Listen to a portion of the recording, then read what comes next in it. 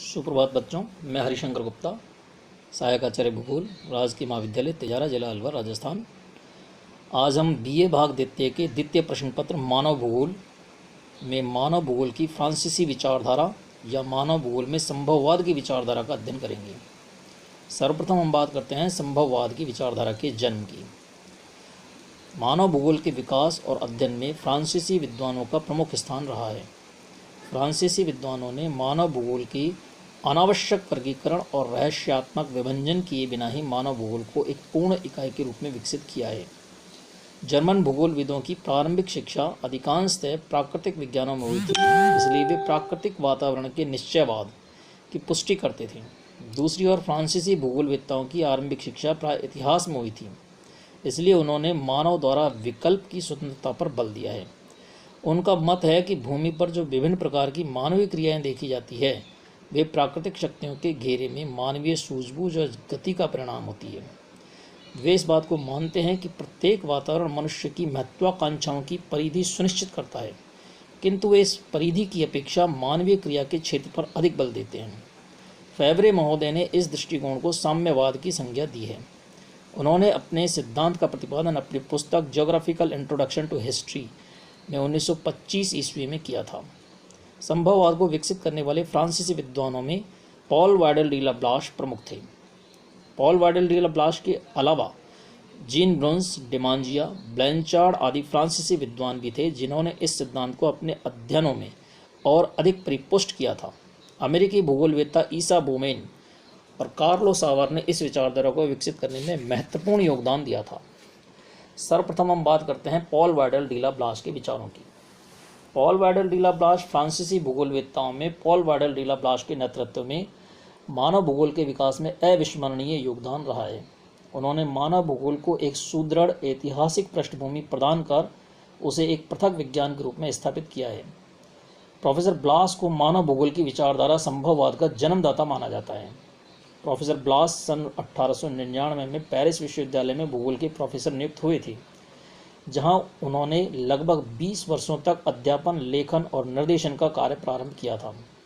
उन्होंने अपने अनेक शिष्यों के सहयोग से फ्रांस के प्रादेशिक भूगोल पर पुस्तकों की रचना की, जिसमें मानव का भौतिक, ऐतिहासिक, राजनीतिक और आर्थिक तत्वों के प्रभावों को स्पष्ट किया गया है। पॉल वाइडल ब्लास की मानव भूगोल की सिद्धांत पुस्तक मानव भूगोल की सर्वप्रथम पुस्तक मानी जाती है, जिसका प्रकाशन ब्लास के मरणोपरांत सन 1923 में हुआ। इस पुस्तक में ब्लास ने भूगोल के आधारभूत सिद्धांतों का विस्तृत विवेचन किया है, जिसमें भौगोलिक एकता, वातावरण के महत्व तथा वातावरण पर मानवीय क्रियाओं के प्रभाव का विश्लेषण किया गया है। इस पुस्तक के प्रथम भाग में विभिन्न वातावरणों में जनसंख्या का वितरण, घनत्व और प्रवास पर विशद रूप से प्रकाश डाला गया है। द्वितीय भाग में मानव द्वारा वातावरण के विकास की विधियों और मानवीय संस्कृतियों का विस्तृत रूप से विश्लेषण किया गया है। तृतीय भाग में परिवहन और संचार के साधनों का महत्व स्पष्ट किया गया है।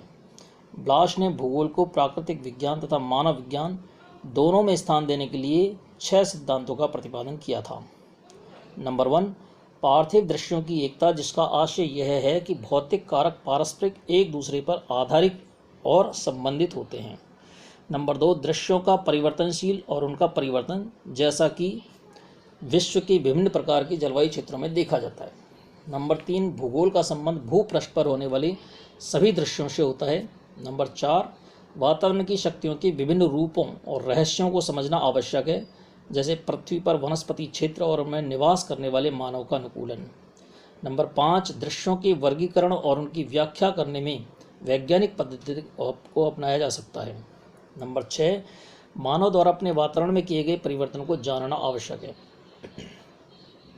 विस्तृत रूप से ब्लास ने भौगोलिक अध्ययन के क्षेत्र में उन संपूर्ण दृश्यों को सम्मिलित किया है जो ठोस, द्रव और गैसीय कटिबंधों से हमारे नक्षत्र का निर्माण करते हैं और जिनको अर्वाचीन जर्मन भूगोलवेत्ता भौगोलिक मंडल की संज्ञा देते हैं। इन दृश्यों का अध्ययन स्थिति एवं वितरण के संबंध में प्रादेशिक आधार पर किया गया है। किसी भी तथ्य को तब तक पूरी तरह से नहीं समझा जा सकता जब तक कि उसके अतीत के विकास का ज्ञान न हो। मानव एक क्रियाशील प्राणी है, अतः संपूर्ण मानवीय तथ्यों को वातावरण जनित नियंत्रण द्वारा ही व्यक्त नहीं किया जा सकता। क्रियाएं अथवा उनका प्रतिफल कौशल, विकास की गतिविधि तथा सामाजिक विरासत द्वारा निरूपित होती है। भूगोल ही मानव को एक सामान्य कोश प्रदान करता है जो प्रकृति ने उसके सम्मुख प्रस्तुत किया है। वह तथ्यों के आदान प्रदान, समन्वय को या तो पार्थिव वातावरण में हमारे चारों ओर परिवेष्टित करता है अथवा प्रादेशिक वातावरणों के अंतर्गत जहाँ वे स्थापित हैं उन्हें भली भांति बनाए रखता है। ब्लास पार्थिव एकता के सिद्धांत में विश्वास करते थे और इस सिद्धांत को उन्होंने भौगोलिक अध्ययन का सर्वोच्च लक्ष्य माना था, किंतु साथ ही वे मानव को भी महत्व देते थे। वे मानव को एक भौगोलिक घटक मानते थे जो क्रियाशील और निष्क्रिय दोनों ही हैं। ब्लास की मान्यता थी कि वातावरण कई संभावनाओं को प्रस्तुत करता है जिनका समुचित लाभ और उपयोगिता मानवीय चयन पर आधारित है। मानव के सम्मुख अनेक संभावनाएं विद्यमान होती है, वह उनका स्वामी है, अतः वह उसकी संपूर्ण उपयोगिता के संबंध में निश्चय कर भौगोलिक वातावरण में अपनी क्रियाओं द्वारा परिवर्तन कर सकता है तथा कर रहा है। उदाहरणार्थ, मानव ने अपनी प्रिय फसलों को उत्पन्न किया है, उनके उद्गम क्षेत्रों का विस्तार किया है और विचित्र प्रकार की जलवायु को उपयुक्त बनाने के लिए अनेक नवीन फसलें विकसित की है। मानव के सहयोग बिना कृषि की फसलें अपनी प्राकृतिक शत्रुओं पर विजय प्राप्त नहीं कर सकती थी और उनका इतना विस्तार नहीं हो सकता था। दूसरे शब्दों में हम कहें कि ब्लास ने वातावरण और मानव की पारस्परिक संबंधों को स्पष्ट करते हुए वातावरण संबंधी निश्चयवाद की धारणा के विरुद्ध संभववाद की संकल्पना प्रस्तुत की है, जिसका पूर्ण विकास और विवेचन फैब्रे ने अपनी पुस्तक इतिहास का भौगोलिक परिचय में किया है। अब हम जीन ब्रुन्स की विचारों का अध्ययन करते हैं। जीन ब्रुन्स अपने गुरु ब्लास की संभववाद की विचारधारा को न केवल पुष्ट किया है वरन उसे एक वैज्ञानिक आधार पर स्थापित भी किया है। वे पेरिस के कॉलेज में प्राध्यापक थे। उन्होंने आवास योग्य विश्व के धरातल पर मानवीय चिन्ह को बहुत महत्व प्रदान किया।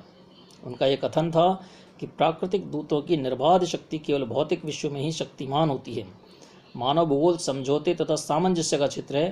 पृथ्वी पर मानव जाति के लिए कुछ भी निश्चित नहीं है सिवाय उन सामान्य नियमों और आधारभूत दशाओं के जो परिधि का निर्माण करती है, जिसके उपरांत कोई भी जीव नहीं है।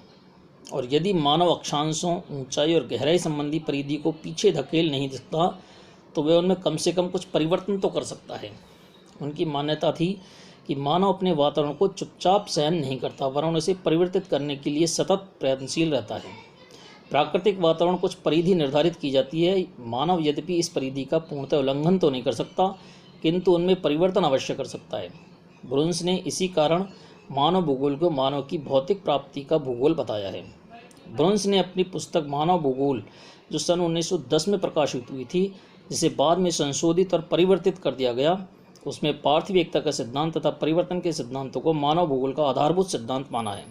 इस पुस्तक के प्रथम खंड में जनसंख्या का वितरण और मानव निवास के विभिन्न प्रकारों की विशद विवेचना की गई है।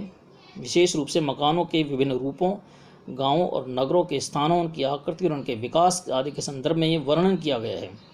इस पुस्तक के द्वितीय खंड में मानव द्वारा वनस्पति जगत और पशु जगत पर कृषि की नवीन तकनीकों से विजय प्राप्त की गई और उसकी अनुकूलन की व्याख्या की गई है।